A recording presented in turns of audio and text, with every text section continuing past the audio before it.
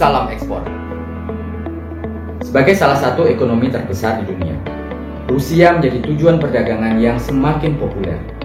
Mengirim barang ke negara sebesar Rusia ini tentu bisa menjadi rumit. Tetapi jika kita sudah mengetahui prosedurnya, tentu kendala tersebut dapat diminimalisir.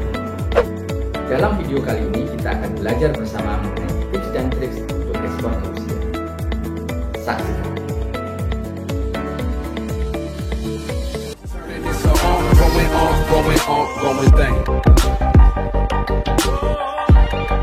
Rekan-rekan sekalian, dapatkah kita ekspor ke Rusia?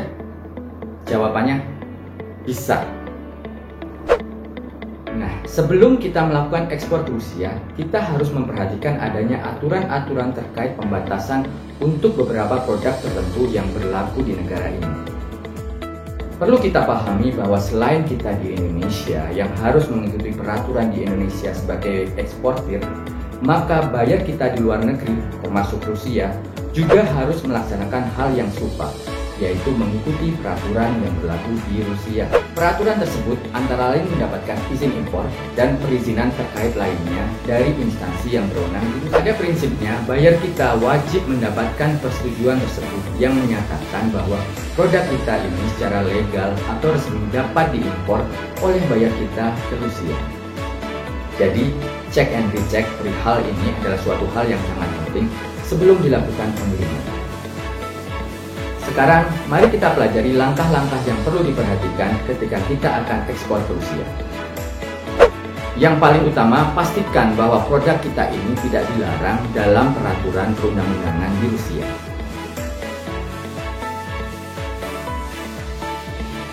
Dan untuk memastikannya, kita recheck juga kepada buyer kita, apakah produk kita ini bisa masuk ke Rusia atau tidak.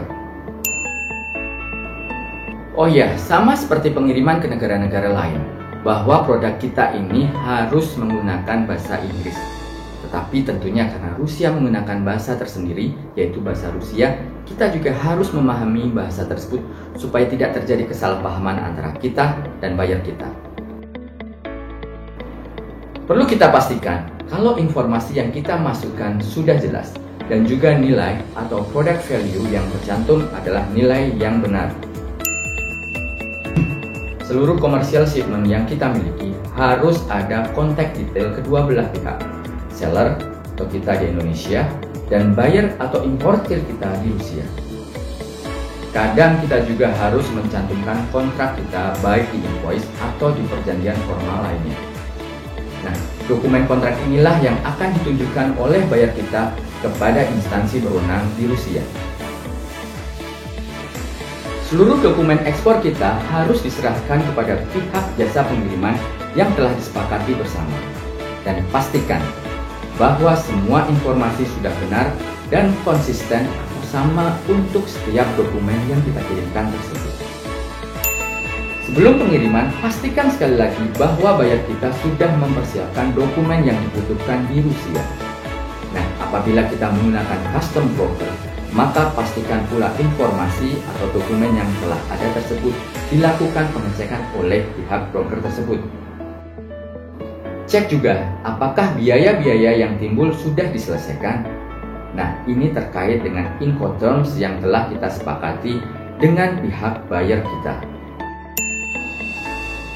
Pastikan produk kita telah diberikan label yang tepat, sehingga pihak custom di Rusia akan memahaminya.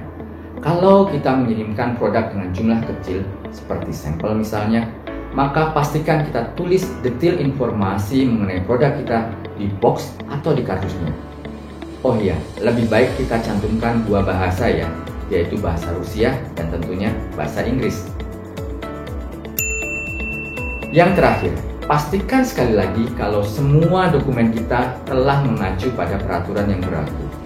Karena kadang peraturan tersebut dapat saja berubah atau diperbaharui.